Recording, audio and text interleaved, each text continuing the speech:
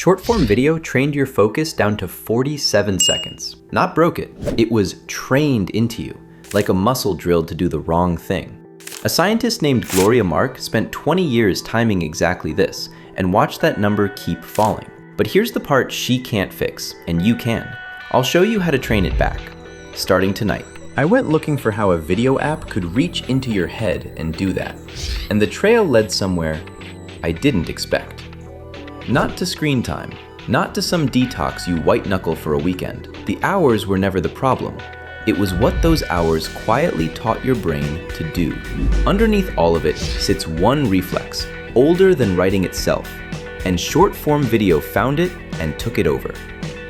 Follow how a study of almost 100,000 people cornered that reflex, and you'll see the exact thing to retrain, starting tonight. Start with Mark's number, because it's the cleanest thing we have. She didn't ask people how distracted they felt. She followed them with a stopwatch. Office workers, students, people at home, and timed every jump from one screen to the next. When she started, 2 decades back, the average person stayed on one thing for 2.5 minutes. That figure has been collapsing ever since, down to 75 seconds, then to 47, with half of all switches now happening in under 40. Other labs ran the same test and landed between 44 and 50, so this is not a vibe or a scary headline. It's one of the most repeated results in the whole field, and each switch costs more than it looks. Mark found that once you're pulled off a task, it takes about 23 minutes before you're fully back in it. Do that math on a day full of pings, and you can lose the whole day just climbing back. It's why you read the same paragraph 3 times and keep none of it. So how long did you really focus today before something pulled you away? A falling number doesn't tell you the cause though. Maybe modern life is just louder. That's the gap a researcher named Lan Nguyen set out to close. In late 2025, her team published a review in a top journal, Psychological Bulletin. They pooled 70 studies, 98,000 people in all, around one question. What does short-form video, on its own, do to the mind? The tie to attention came back clear and negative. The tie to self-control, your power to stop reaching for the next thing, came back even stronger. Heavy use was linked to more anxiety too. A link that size, across that many people, is not a fluke. It holds up across dozens of labs, and that self-control finding is the one to hold on to. These apps don't just shorten your focus, they wear down the brake you'd need to get it back. Then comes the finding that flips the whole thing.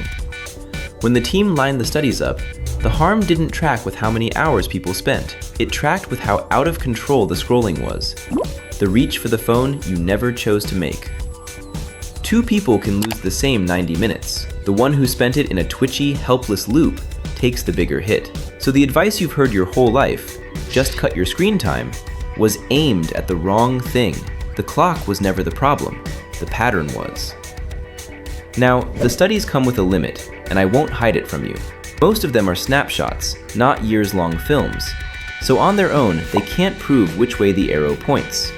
Maybe more distractible people just get pulled to the feed in the first place. But the easy answer breaks on what you can actually see. You can watch the harm happen in real time, mid-scroll, and when people train the other way, it reverses. A pattern in the data, a mechanism you can watch, and a fix you can run on purpose. In this field, that's about as close to cause as you get. So the public story falls apart. Your attention didn't wear out. You drilled it. You trained it. Thousands of reps a day to do exactly what it does now. Every one of those 47-second switches was one more rep. And the tool running that training aimed at a single reflex, one you were born with and can't switch off. Leave it alone, and it drills deeper every day. But that's also where the fear turns into a plan. The same fact hides the way out. A thing that got trained can be trained again. You just have to know what you're aiming at. So what is the reflex it found? It's called the orienting response, your novelty reflex. When something around you suddenly changes, a flash at the edge of your eye, a new sound, a strange face, your attention snaps to it before you decide a thing. You can't stop it. You can no more switch it off then you can choose not to flinch. For almost all of human history, it fired a few times a minute, and it kept your ancestors alive. Short-form video turns it into a machine gun. Every swipe drops a brand new scene in front of you. Each new scene trips the reflex again, and your brain hands you a tiny hit of novelty for going along.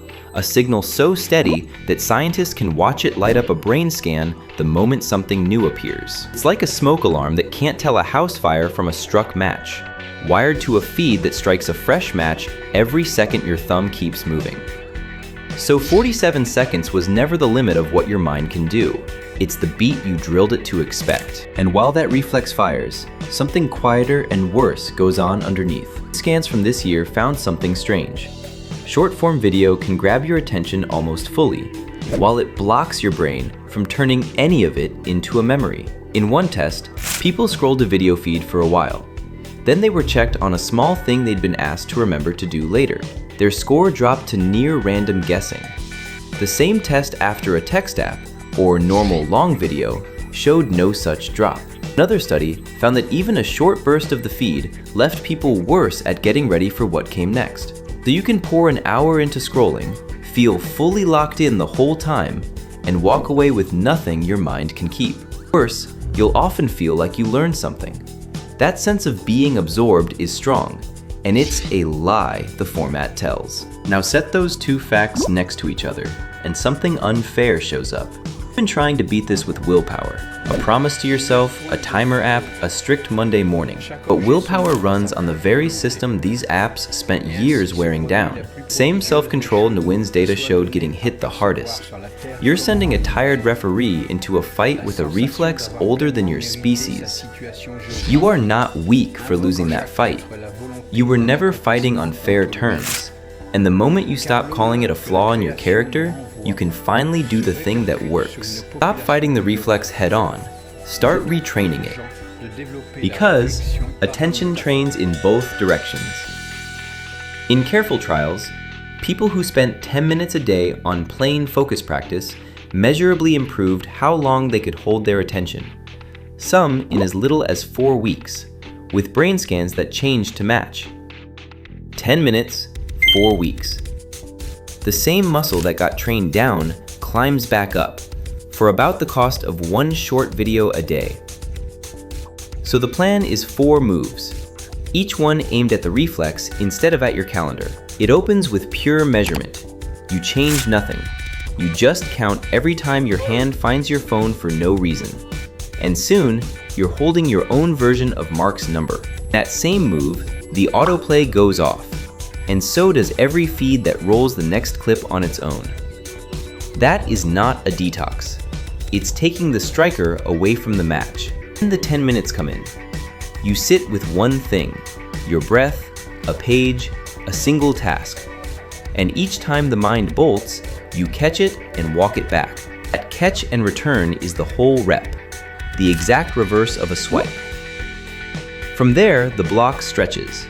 25 minutes on one task with no switching, then a little longer once that holds. And you let the boredom sit instead of running from it, because tolerating the slow part is the skill the feed deleted. Last comes the reunion. Short form back in your life, but on a clock you set instead of a reflex that sets you, while the daily 10 minutes and the longer blocks stay. Then you measure once more. For most people, the phantom reach has gone quiet, and that 47 seconds has started to stretch back out. Gloria Mark's stopwatch was never really timing your phone. It was timing the gap between the person you are when something else holds your attention and the person you are when you hold it yourself. That gap was trained into you, which is the whole reason it's yours to close. Not in a heroic weekend, but over about a month, 10 minutes at a time.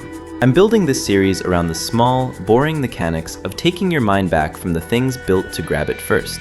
The single task block, and how to hold deep focus through a workday full of pings. Go along and start your clock tonight.